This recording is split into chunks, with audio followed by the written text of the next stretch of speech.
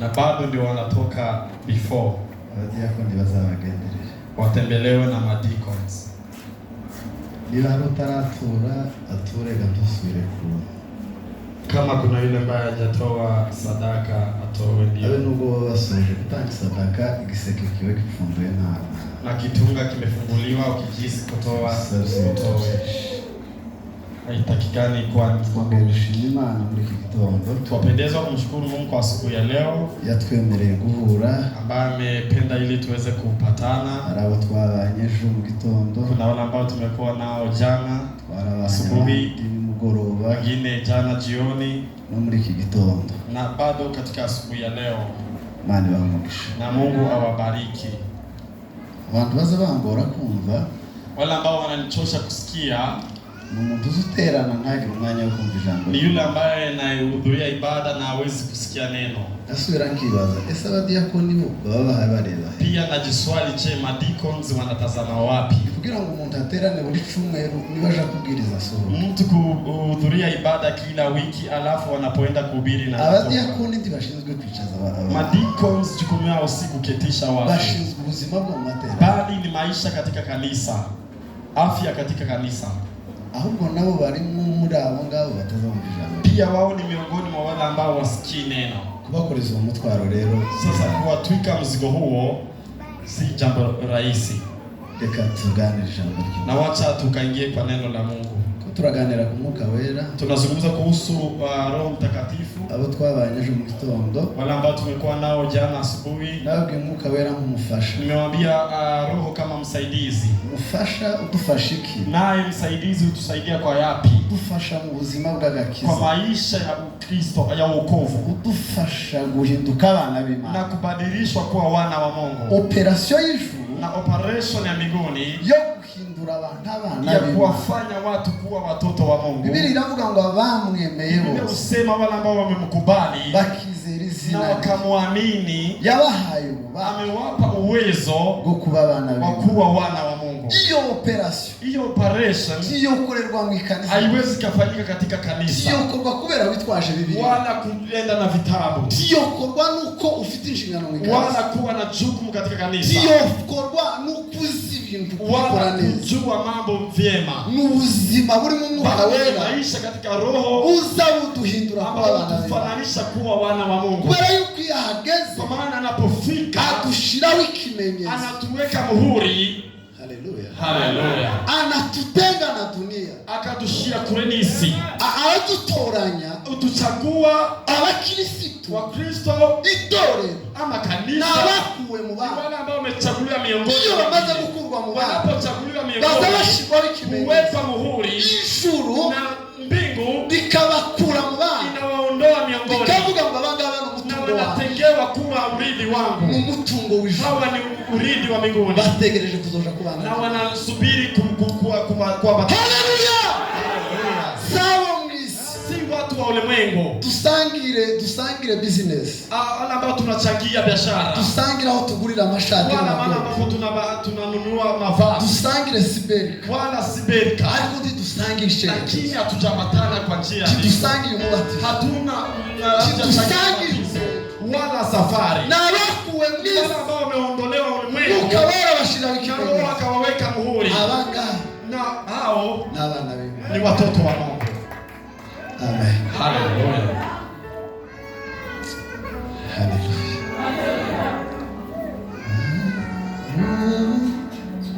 Turazi inenge ufashe mpate za mikoro ya sana hii.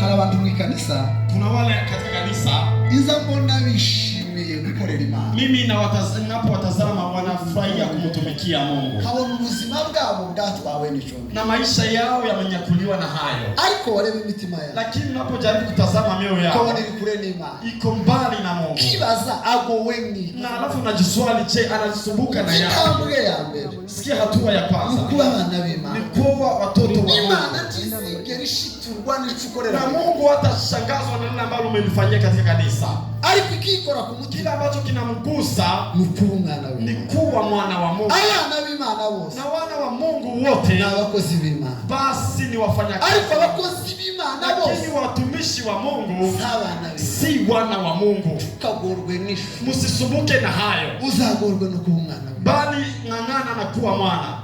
Mani shime. Haleluya.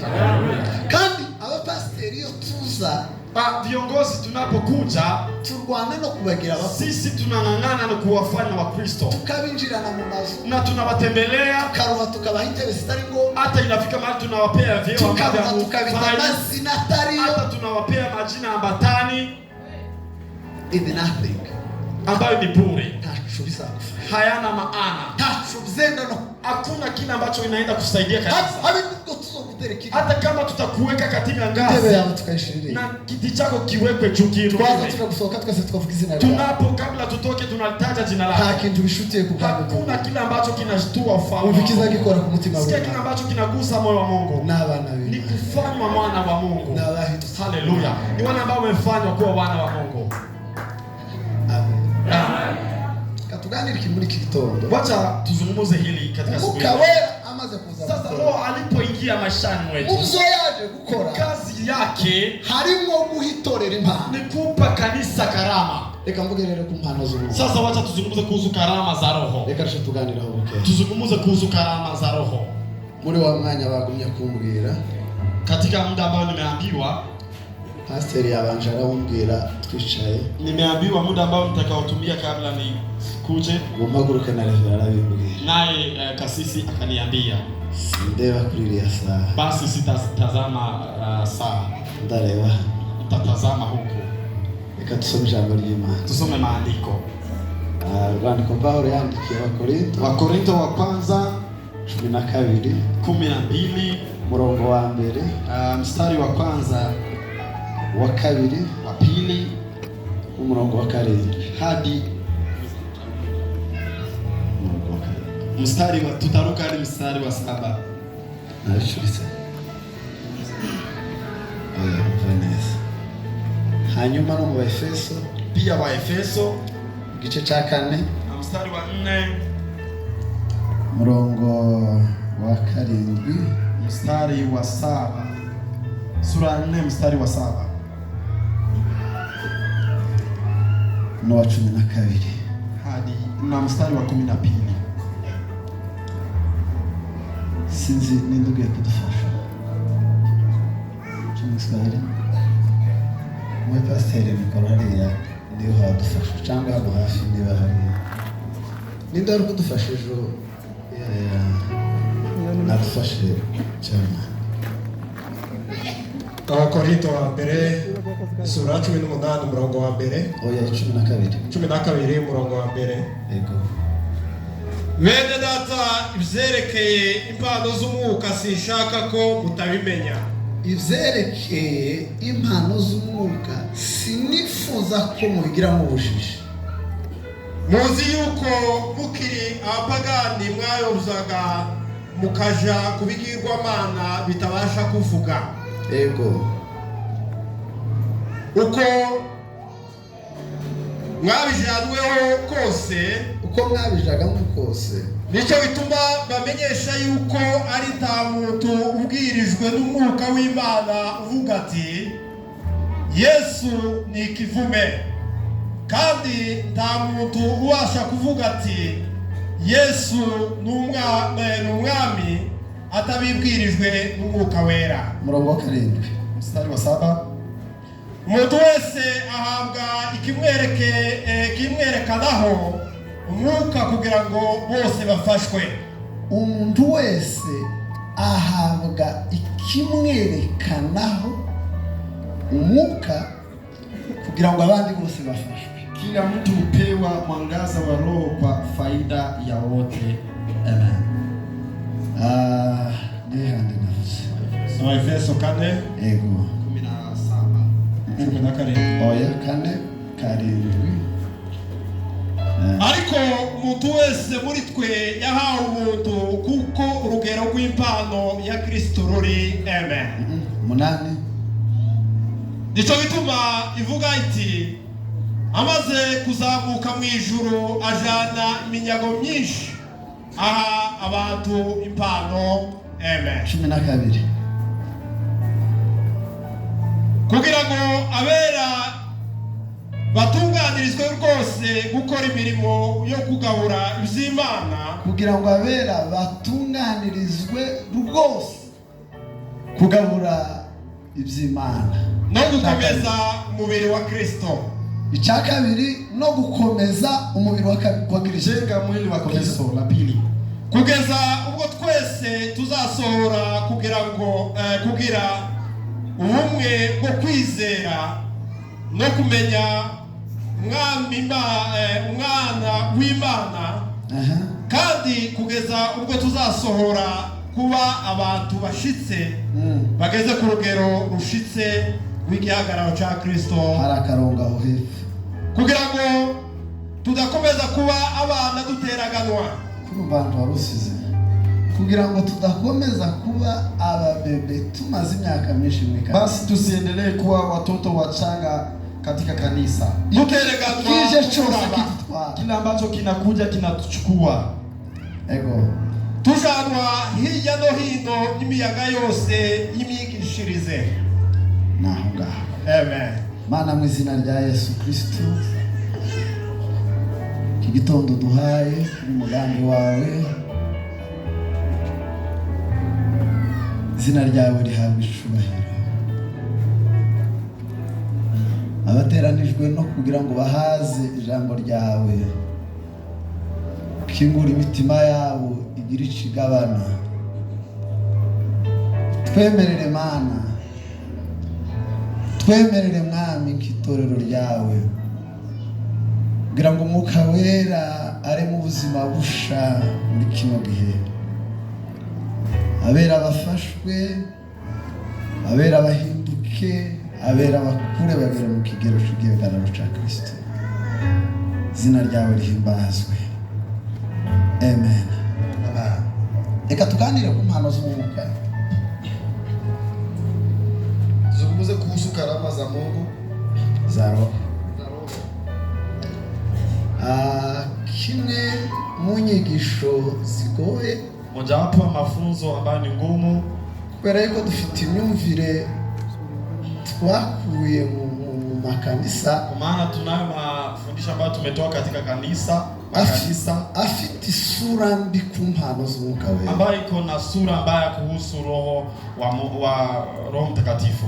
Iyo anabonetse n'umunyempano mu kanisa, tukipata mmoja anayo kipaji katika kanisa, tumurebera mu yindi shusho. Sisi umtazama kwa njia nyingine. Bamwe ni mtu yayo, mmoja ni kama ni hao ndio yufuke mu kanisa kiwango kitangaza. Mtu anapojazwa katika kanisa inakaa kama ni muujiza. Si muujiza, kitangaza. Muujiza nyine ni kitangaza, ariko kile kitangaza kindi ni maajabu. Yes. Thank you. Nuvuga muujiza ni maajabu. Urawivuze muri sanse yawe. Ubundi yakabaye muujiza. Ni maajabu. Bana sifuza. Nyamatu ngahagurutse hano akuzuzwa. Dada Nyamatu anaposimama alafu ajazwe roho, noneho akaba kuvuga ngo Imana iravuze. Na ajaribu kusema kwamba Mungu ametamka. Ni Yesu shusho tuzatubona. Je, tutampa sura ipi? Kubera iyo myumvire dufite. Kwa maana tunayo hayo mafunzo katika vichwa vyetu. Satani yara profise. Mara nyingi shetani ameprofit.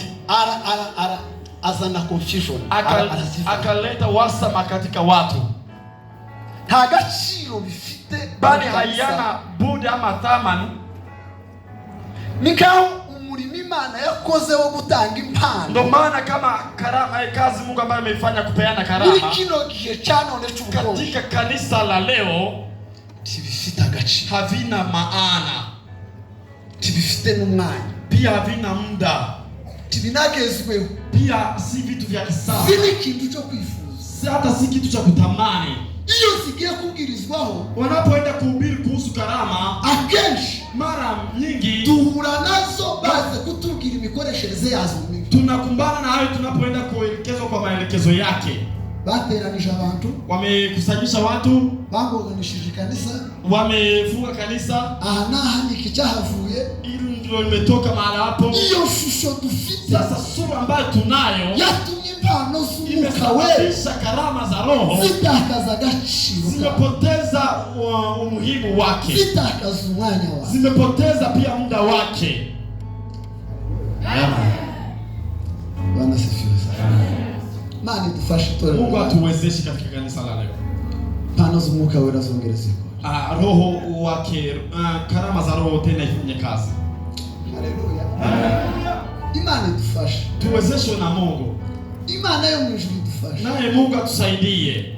Impano z'Umwuka Wera. Roho, karama za Roho Mtakatifu zisubire zihabwe tena zipewe muda wake katika kanisa. Tugira ibintu byinshi mu kanisa. Tunayo mambo mengi katika kanisa. Ariko umwanya w'Umwuka Wera, lakini muda wake Roho ni hafi ya ntawo mu kanisa. Ni kama hakuna.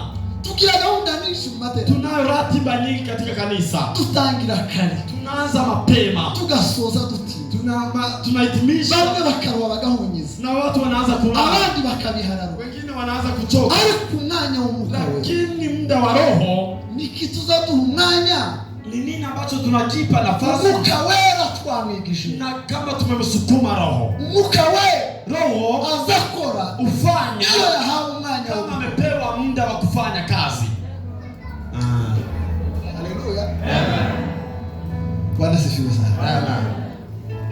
Umwuka Wera mu buzima bwawe, Roho katika maisha yako, Umwuka Wera mu buzima bw'Itorero, katika maisha ya kanisa, azakora, ataweza kufanya pale ambapo uzamukingurira kugira ngo utamruhusu yeye afanye.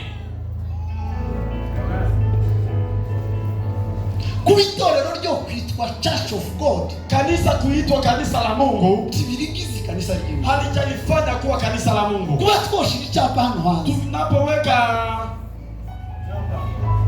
tukavuga kanisa ni rya Kristo hapo, alafu tunataja kwamba ni kanisa la Mungu, tukandikaho na service uburyo zigera, tunaonyesha vile ambavyo ratiba ipo, tugashiramo n'utuntu kuchora na kuchora, ntabwo birigize kanisa, halina maana kuwa ni kanisa la Mungu. Ikigiza materaniro kile ambacho kinalifanya kuwa kanisa la Mungu, uko muri ayo materaniro, kwamba katika kanisa, katika ibada, Umwuka Wera yafite Roho ana muda, Umwuka Wera yayo, na Roho anaongoza.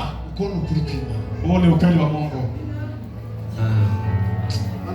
Amen. Haleluya. Ndaza kuvuga ikintu kimwe, ndakuja kulitaja neno moja, kuko n'inyigisho nini, kwa maana mafunzo ni hayo. Ndavuga impamvu z'Umwuka Wera, tamka sababu ya Roho mw'itorero no mu buzima bwawe, katika kanisa na maisha ya kawaida. Impamvu ya mbere, sababu ya kwanza sasa. Haleluya. Amen. Kubera ko Umwuka Wera akenewe mu buzima bwawe. Kwa nini Roho wa Mungu anatakikana katika maisha ya kanisa? Nuko impano z'Umwuka Wera, kwamba karama wa Roho ni ibikoresho itorero ryahawe, ni vifaa ambavyo kanisa limepewa zo kurwanya Satani, kupinga shetani na kuizuia uchafu, ndetse no kwimira umwanda kuza mw'itorero yego. Bwana sifiwe. Umwuka Wera mw'itorero, Roho katika kanisa ni kwimira, ni kuzuia uchafu, uchafu, intambara Satani azana, ama vita vya shetani, umugambi w'abadayimoni, wala mpango wa demons, kugira ngo utinjirire itorero, usishambulie kanisa. Ureke tutangare, tumupe Bwana utukufu. Haleluya. Haleluya. Kanisa mandoke,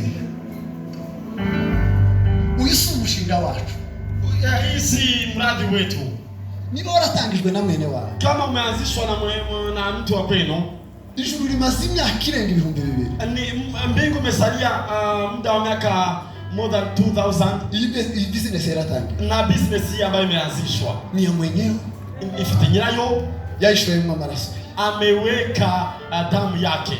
Kama usicheze ntukayakinishe yego. Ibyo wita izina ryawe, lamba unalita jina lako ni yapi? ni hiyo ni yako. Hiyo ni business yako. Hiyo ni business yako. Akona karima kawe. Hiyo ni shamba lako. Alikitorero narima. Lakini kanisa la Mungu. Haleluya. Haleluya. Yule yarishoye mwamaraso. Mwenyewe ameweka damu yake. Tuzaturwanira intebe twashoye kama capital. Tuzaturwanira intebe twashoye mwamafaranga. Tunapigana hizi vita ambavyo tumenunua. Tukarwanira ya mabati twashoye. Na mabati haya ambayo tumenunua. Nyirari. Lakini mwenyewe yarishoye mwamaraso. Ameweza kutoa damu yake kama capital. Muri nimzaravuze ngo abo yikuriye mu bisezu. Na mwimbaji amesema wale ambao wametoka katika damu yake. Ngo abe yironkeye. Wale ambao wameweza kutoka katika damu yake. Ngo bakababyo. Wakawa watu wake. Roho Mtakatifu naye Roho Mukawera yaje gupfumira amekuja kusimamisha. Reka mbongero ruto. Wacha niwape mfano. Nanje naravyibaza. Na mimi nimeweza kufikiria. Kubera iki Petero kwa nini Petero ameua Anania na Safira? Kubera sadaka. Kwa sababu ya sadaka. Tukindu kwa mungu bari chukichi. Unasikia mambo ya sadaka ndio inaweza fanya mtu kuua mwingine. Ariko bicho Petero yarako. Lakini sikia kile ambacho Petero amekifanya. Bwana sifiwe sana. Amaze kwerekwa uburiganya muri Anania na Safira. Wasi ambao uko katika Anania na Safira. Yemere itorero ry'Imana. Kuruhusu kanisa la Mungu kugira ngo richafu ili liweze kuchafuka. Yinjire mu buriganya. Lianze kuingia na mambo ya fitina. Kubera impano y'Imana. Sababu ya karama ya Mungu ambayo alikuwa amepewa. Ngo yerekwe Anania na Safira. Yesu akaona Safira na Safira. Arababwira ngo mwabesha umugabo. Akawaambia mumemdanganya Roho. Kandi sinemerera ikinyoma yuko cinjira. Sitaruhusu uongo kuingia katika kanisa.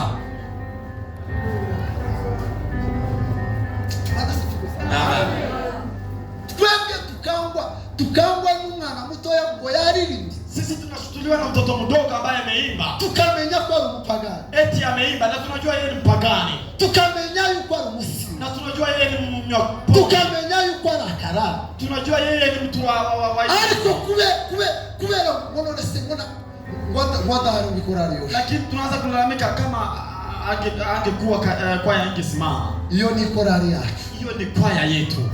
Ariko sabara bibukura lakini si wa budio wa Mungu. Iyo twaturwanirira. Ama hiyo ambayo tunapigania. Iyo twaturwanirira. Hiyo ambayo tunapigania. Impano z'umwuka we. Karama wa Roho. Nizo gukinga. Ni zile ambazo za kuzuia. Nizo gushambulia Satani na kushambulia shetani na madini. Kugira ngo itorero ry'Imana. Kanisa la Mungu. Ibone umwanya wo gukorera Imana. Siendelee kupata nafasi ya kumtumikia Mungu. Amen.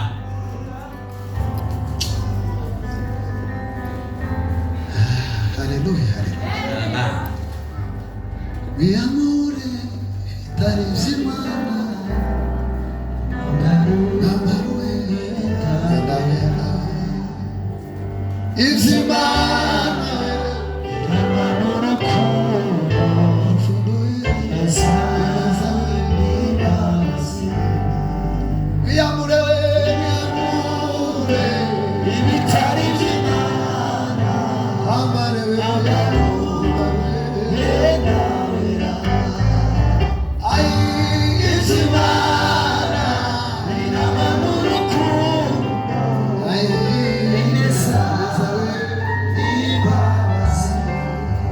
Titukira bacu batwirabone uzadukora bizagukira amagari utamagari ero sabe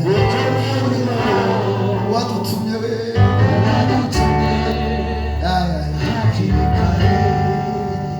ikirahure kirahure bamweramo amazi cyangwa bamwesha amata. Kirahure ambacho wanatumia kunywea maziwa wala maji. Nubwo no bafite inyota ingana gute. Hata kama ni kuwe na kiu ya aina ipi. Chamara cha kirahure kikabikira kirahure cha zahabu. Kirahure hicho kinakukaa dhahabu. Ikirahure cha zahabu. Kirahure cha dhahabu chiza cyane ambacho kimerembeshwa ariko kidafite isuku na kina usafi. Kuza kukimbera n'amazi kunipea kikiwa na maji ngo nuko mfite inyota kwa sababu ninayo kiwi, cyangwa kukimbera amata ngo kukimbera amata wala kunipea maziwa habe nubwo cyo bari cha zahabu, hata kama ni cha dhahabu inyota yoshe kiwi inaweza isha. Mwabavyeyi inyota wazazi kiwi inaweza isha.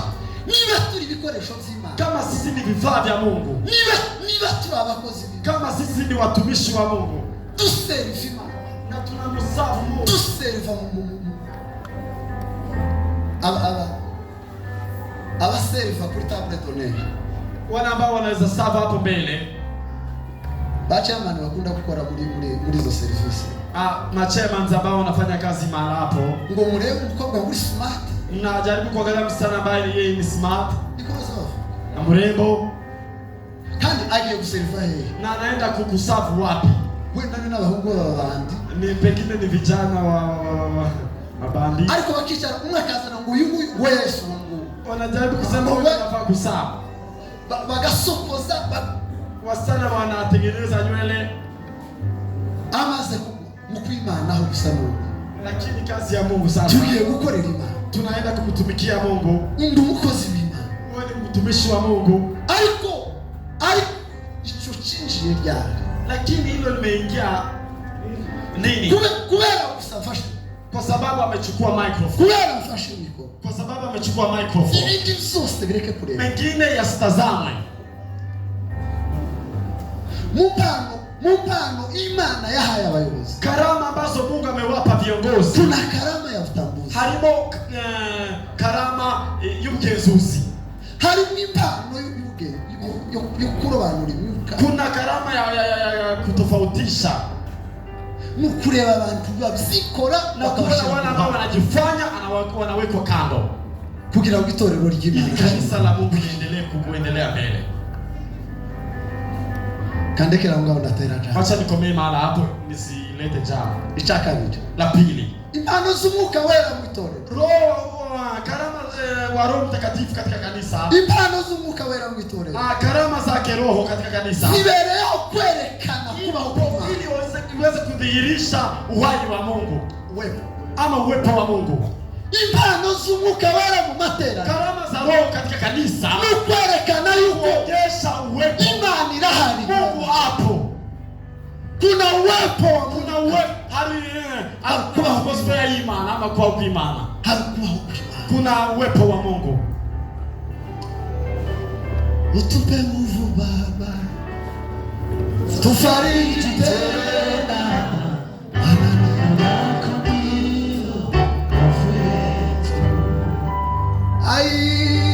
tupe nguvu Baba, tufariji tena, maneno yako ndio nguvu yetu.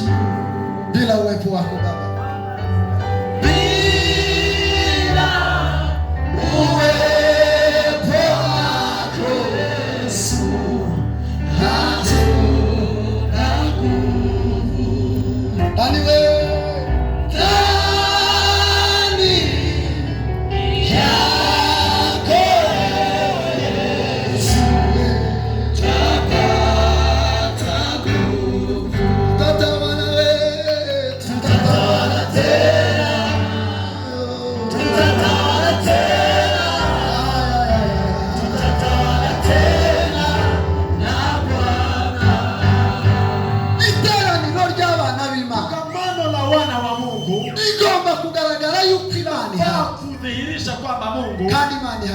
na uwepo wake unafanya kazi. Imani haikuru na Mungu anafanya kazi. Umwuka Wera na Roho hapo. Tupige gutera, hatufai kukongamana.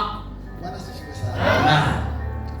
Na uwepo wa Mungu, bila uwepo wa Mungu.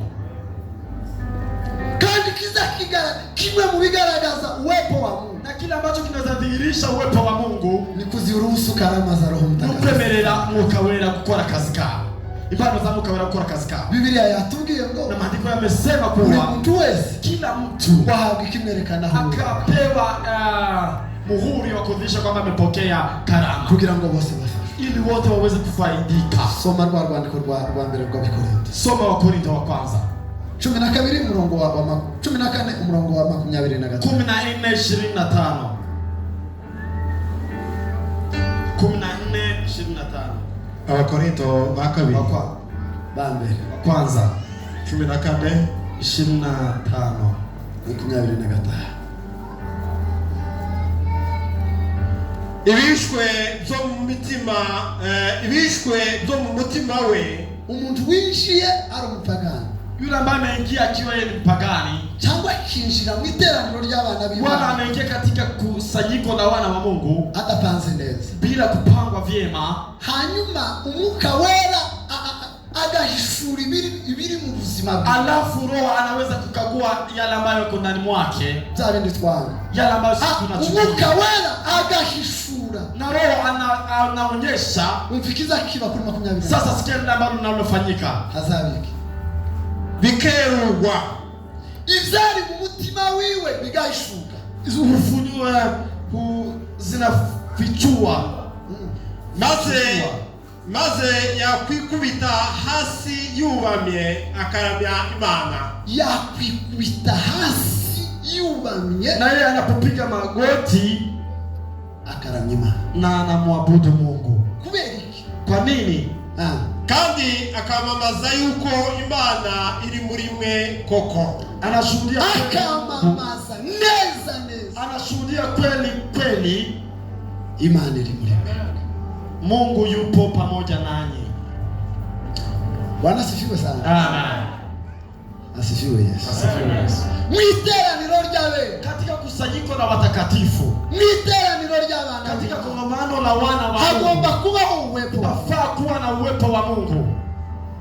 Hanyuma izo dukora byose, sasa yale ambayo tunayofanya bigakora ku mitima y'abatarakizwa, yanakuza kwa wale ambao hawajaokoka, bakumva umwuka wera ahishuye ibiri na wanaweza kufunuliwa katika roho. Ikindi cyo cyabaye umunsi wa Petero. Sasa hili ambalo limeweza kufanyika katika Petero ngo yafashe ijambo. Petero amechukua usukana akashuhudia habari njema. Biblia iravuga ngo, na Biblia husema ngo ayo magambo ngo bacumita mu maneno haya yakawagusa meoni, abantu bose babaza ikibazo na wote wakaweza kuswali kwa pamoja. Baravuga ngo dukore iki? Wakasema, je, tufanye lipi ili tuweze kuokolewa? Tugire gute kugira ngo tufanye lipi ili tuweze kuokolewa?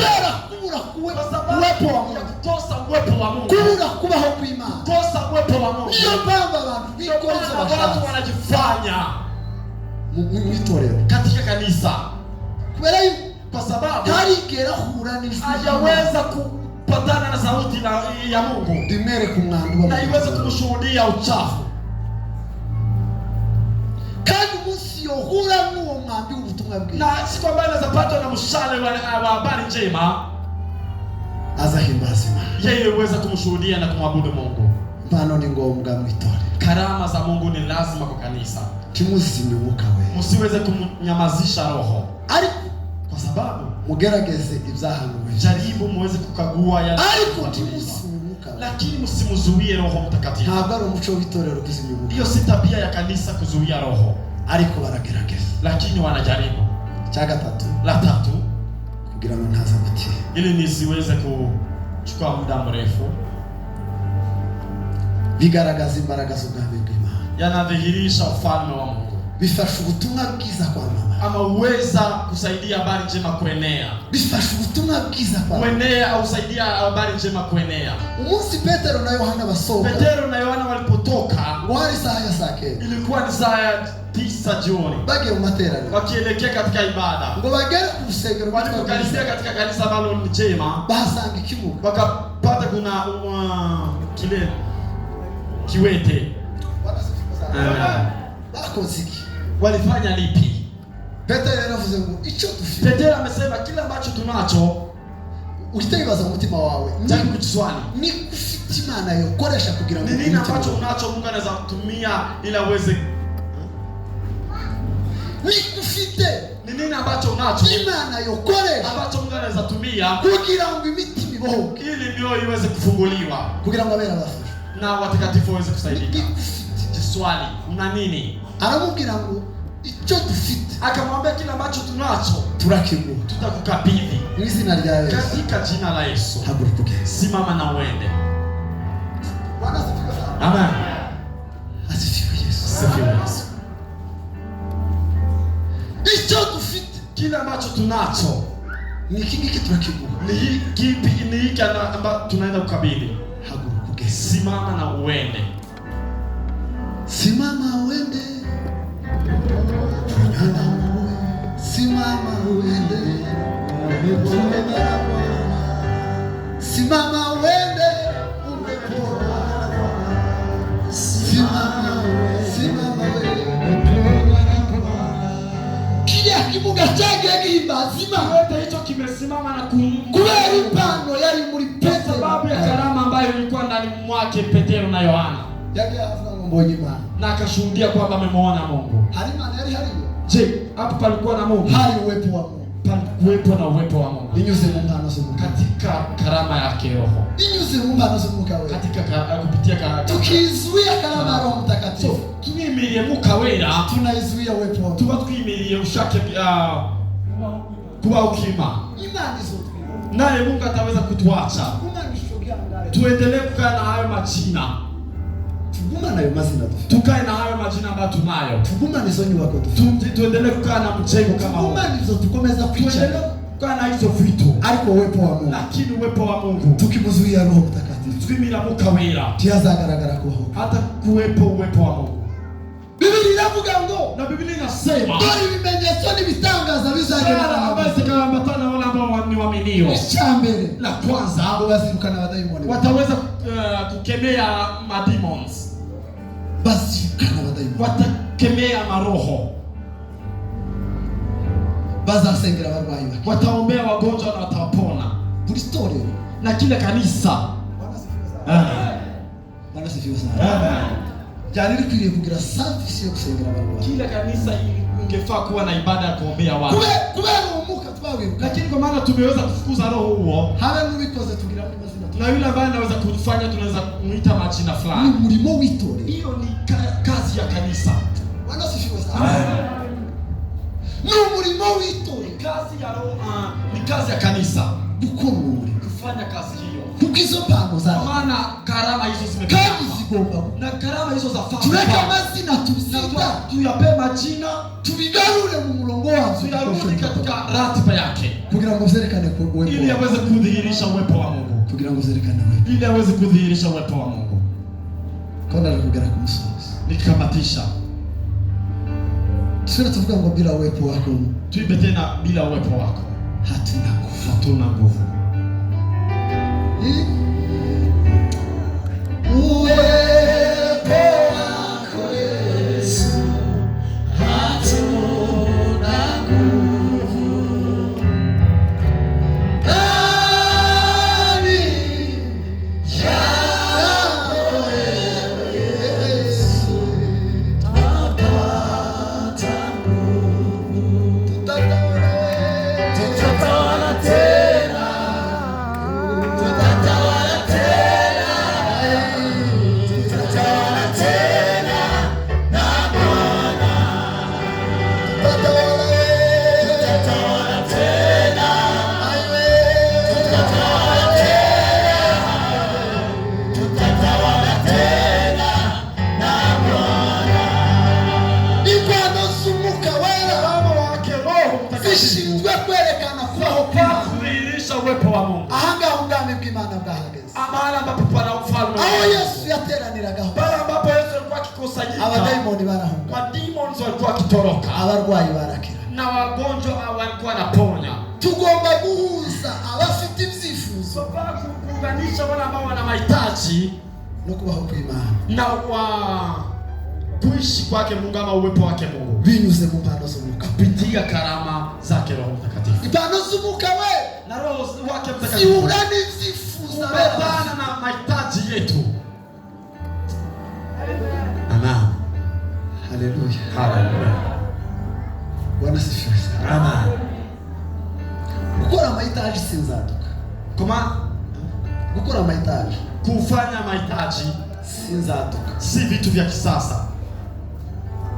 Kuko Yesu nicho yakora. Kwa maana kitu ambacho Yesu alikuwa akifanya. Kugira ngo abantu bumve yuko ubwami bw'Imana buhari. Ili watu wajihisi ufalme wa Mungu. Kandi bamubone mu mbaraga. Waweze kuona huo ufalme kupitia nguvu. Abo yasanganaga abadayimoni. Wala ambao wanakumbwa na shida za maroho. Yarabamuhura. Alikuwa anawaachilia huru. Uriya mudamu wanze kumurekura. Mwanamke yule ambaye amekataa Maria Magdalena.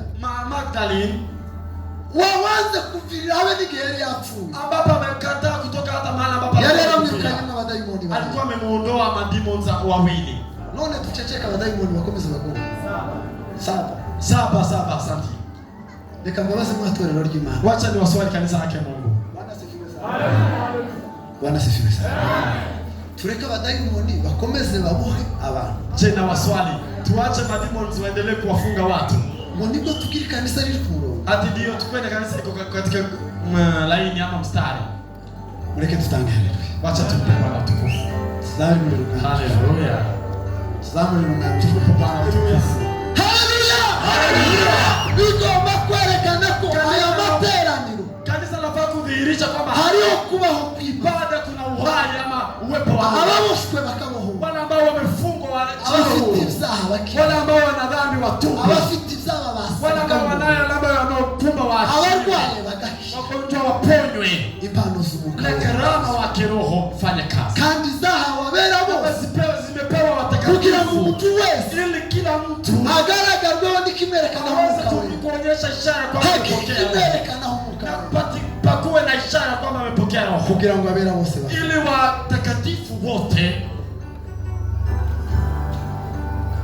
Niza gusoza nikikamatisha kubera wa mwanya bampaye kupitia muda ambao nimepewa, hano zumuka we karama za Roho Mtakatifu zibereho kugira ngo abera bakure, zipo ili watakatifu waendelee kukua, kugira ngo itorero ili kanisa iendelee kukua, kuko zibereho kwigisha, maana ipo ili uweze kufunza. Ntanuga kwigisha ni ukutraininga, si kufunza bali ni kuandaa kupitia maandiko, ni kuandaa kugira ngo abera bose ili watakatifu wote bakure, waendelee kukua, bagere mu kigero cy'igihagararo cyake kimo chake Kristo Yesu, wasiendelee kuwa watoto wachanga.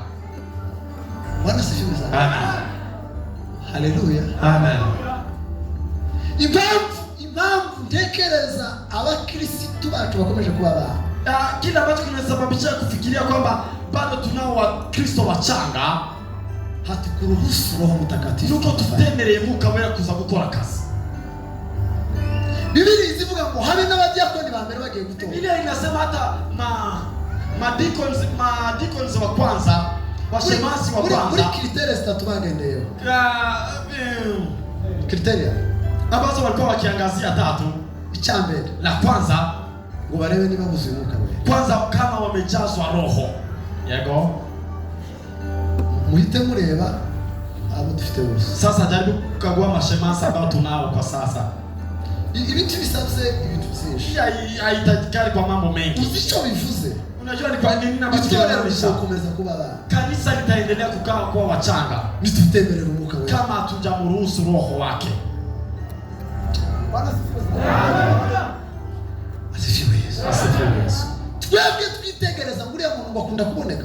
Je, sisi ambao tunapojaribu kukagua tunaangalia yule ambaye anapenda kujionyesha. Wasikwishaza neza. Yeye anajua kuketisha watu. Ariko ivyo gukizwa, ivyo kuzura Umwuka Wera, mambo ya kujazwa, mambo ya wokovu atuangazii. Usu musaruro uzavamo. Wajua kama nukugitorero lidakura. Kuwa na kanisa ambalo bado ni changa. Rifite ishusho yuko ririho. Inadhihirisha kwamba ipo ariko ryara. Lakini kwa ukweli imekuwa. Iyo twemera Mwuka Wera na tunapomruhusu roho wake. Iyo twemera impano tukaruhusu karama za bizabifasha itorero kusaidia kanisa kukomaa. Ikagera mu kigero cy'igihagararo cyake katika kimo cha Kristo. Manshine. Asifiwe. Asifiwe. Abantu ntabwo bakomeza kuba watu wataendelea kuwa watoto wachanga. Bateraga kwa hirya no hino limiraba. Kwa nyumba na mambo yote. Barashikama. Wanafaa wanaimarika. Kwa Biblia iravuga ngo, kwa maana Biblia inasema Mwuka Wera naza roho anapokuja azabahindura, atawabadilisha kuwa wanaume. Mashahidi. Yes. Atawafanya kuwa mashahidi. Iyo bavugaga abahamya wanapotamka mashahidi, icyambere kwanza yabaga umuhamya, angekuwa shahidi umuntu wibereye aho igikorwa kile ambaye ameshuhudia. Mungu wa Yesu. Ni yule ambaye anamshuhudia. Hapana Yesu yasomye mu gitabo. Hapana yule ambaye amesoma katika maandiko. Yesu hapana yule ambaye anashuhudia. Bahuye. Ni yule ambaye ameweza kupatana. Uri mu mutima we. Ako katika moyo wake. Uri muri we. Ako ndani mwake. Akabwira abandi ngo uyu Yesu mpamvu. Alafu anamshuhudia akisema uyu Yesu huyu ambaye mnayemuona. Tuzamurere Yesu. Tumumpe Bwana tukufu. Asifiwe Yesu. Asifiwe Yesu. Paulo yamubwiye Abakorinto. Paulo ameweza kuelezea Wakorinto. Abona baba mushikira. Anaona ni kama hawajamu arababwira ngo mwelewa. Akawaambia ngo mugere kirenge mucanga. Jaribu basi mpige hatua ndani ya hatua yako. Yesu ni mtamushikira. Kama mjaweza kumuelewa, ni mugere kirenge mucanga. Piga hatua ndani ya hatua yako. Kuko nanje kunda kigera mucanga. Kwa maana mimi napiga hatua ndani ya Kristo. Kugira ngo abantu bakuri ili watu waweze kukomaa. Nuko twemerera umwuka wera. Kwanza tumuruhusu Roho afanye kazi. Icyanyuma la kitu cha mwisho bifasha ubumwe bw'abana b'Imana. Inasaidia umoja wa watu wa Mungu. Bifasha kuba kubumwe bwuzuye. Inasaidia kujenga umoja bw'abana b'Imana. Timilifu wana wa Mungu. Barangiza bagahishurirwa Kristo. Alafu wanamfunuliwa Yesu. Niko twasa. Hivyo ndivyo tumesoma. Ubumwe bw'abana b'Imana. Umoja wa watoto wa Mungu. Ejo nakavuze. Jana niligusia. No guhishurirwa Yesu na kufunuliwa Yesu. Nigiye twemereye umwuka pale ambapo tumemruhusu Roho, ariko twebwe turaryana. Na sisi tunajaribu kukulana. Duhora mu nama zo kuryana. Katika meetings za kukulana. Duhora mu materaniro. Tuko katika ibada ya kukulana. Yo kusambura. Kupomoa. Yo kugambanira. Kusaliti. Kibaza dufite icyerekezo kimwe. Na unajaribu kujiswali tuko katika laini. Soma Wagalatia 5. Someni Wagalatia 5. Hanyuma tuze gusenga. Wagalatia 5:15. 5:15. 5:15 hanyuma tuze. 5:15. Wagalatia 5:10 na 5. Ariko rero nimushikurana mugacocomerana, mwirinde mutamarana. Mwirinde mukazara mutamarana. Mwirinde. Lakini ikiwa mtaumana na kutafautiana kama wanyama, jihadharini msije mkaangamizana wenyewe kwa wenyewe. Amen. Kugira ngo tugere kubumwe bwuzuye kufikia kimo cha wana wa Mungu. Abana b'Imana ni beza. Bambaye ubwiza bw'Imana. Abana b'Imana ni beza. Bambaye ubwiza bw'Imana. Abana b'Imana ni beza. Bambaye ubwiza bw'Imana. Abana b'Imana ni beza. Bambaye ubwiza bw'Imana. Nituchochomerana tugashikurana, tukiweza kuumana na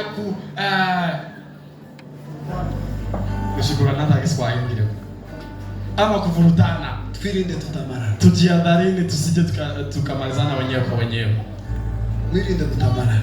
Jihadhari msije mkamalizana wenyewe kwa wenyewe. Ko turafiki. Ni nini inasababisha hii tuweze kupigana? Ko turarwaniriki. Ni nini shida? Ko turamaraniriki. Ni nini shida? Ni Yesu tatukwana. Je, ni Yesu ambaye tunayempigania? Tikiza Bwana Mungu. Hakuweza kupigana kwa njia hii. Ni shaka ry'umurimo w'Imana tatukwana. Ni zilia wivu wa kazi ya Mungu. Nirajyo ntigeza rirwanira Mungu. Hata mwenyewe hajapigania hivi. Twinde tutamara. Sasa jihadharini msije mkamalizana wenyewe. Ariko kitufasha. Lakini ambacho kitatuwezesha ni kumruhusu Roho Mtakatifu. Kwemerera Mungu kamili.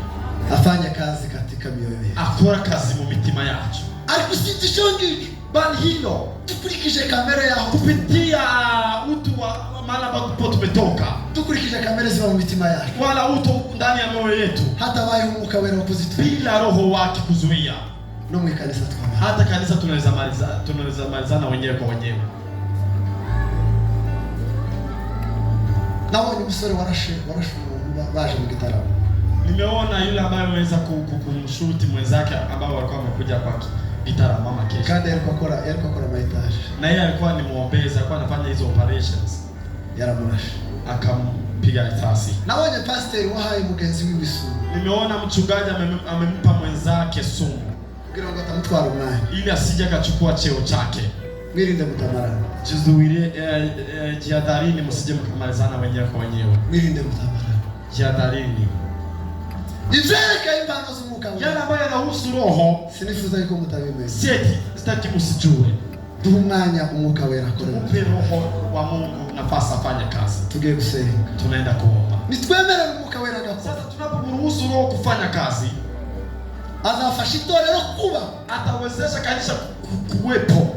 N'imitima yawe na mioyo ya waaminio n'ubugingo bwabo na uhai wao ugere ku kigero Imana ishaka. Ufike katika kimo chake Kristo. Bazamamaza Kristo. Basi wataweza kumtangaza Kristo. Bazamamaza ubutumwa kwa urahisi.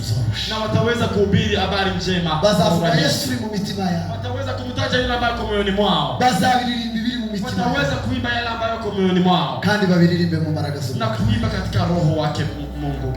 Reka tusenge takatifu. Wacha tuombe. Kasenge Imana. Wacha tuombe. Imana ibafashe kuzura umwuka wera. Naye roho awasaidie kujazwa roho. Imana ibafashe kwifuza impano. Mungu awasaidie kuwa na tamanio la Roho Mtakatifu. Imana ibafashe kugira inyota. Na Mungu awasaidie kuwa na kiu.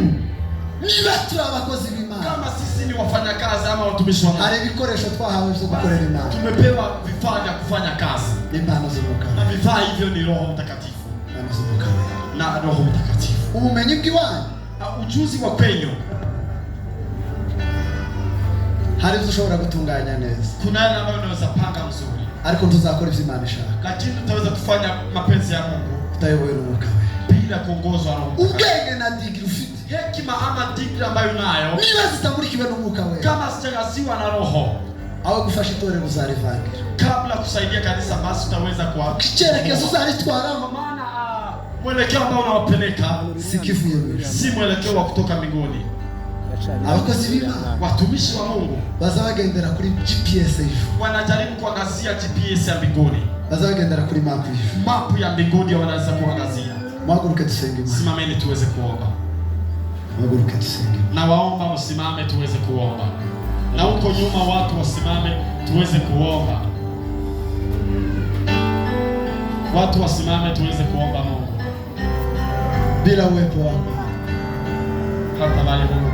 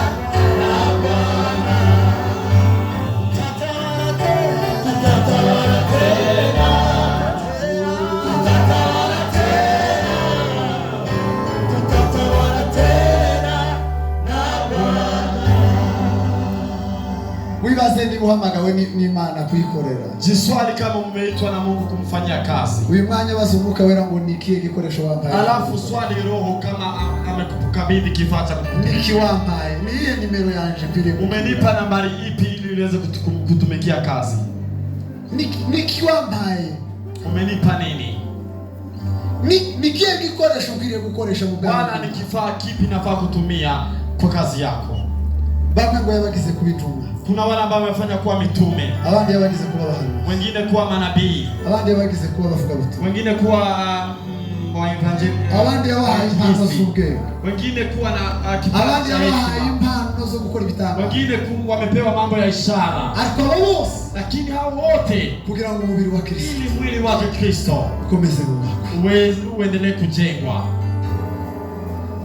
Katusenge. Baba, jina la Yesu. Mungu Baba, katika jina la Yesu. Jina lako lihimbawe. Jina lako liinuliwe. Ubwami bwawe buze. Ufalme wako uje. Twemere Mwuka Wera mu mitima yacu. Tunaruhusu Roho wako ndani mwetu kugira ngo akore imirimo, ili aweze kufanya kazi yako, asoze umurimo wawe, aweze kuhitimisha kazi yako ndani mwetu, asoze ahitimishe lengo lako, asoze umurimo wawe mwisi, ahitimishe kazi yako ulimwenguni. Hebu umurimo wawe weza kusaidia kazi yako. Senga imitima yose, naombea mioyo yote ambayo Baba, senga uruziko rwacu, naombea vijana wetu kugira ngo buzuze Umwuka Wako, wajaze Roho wako.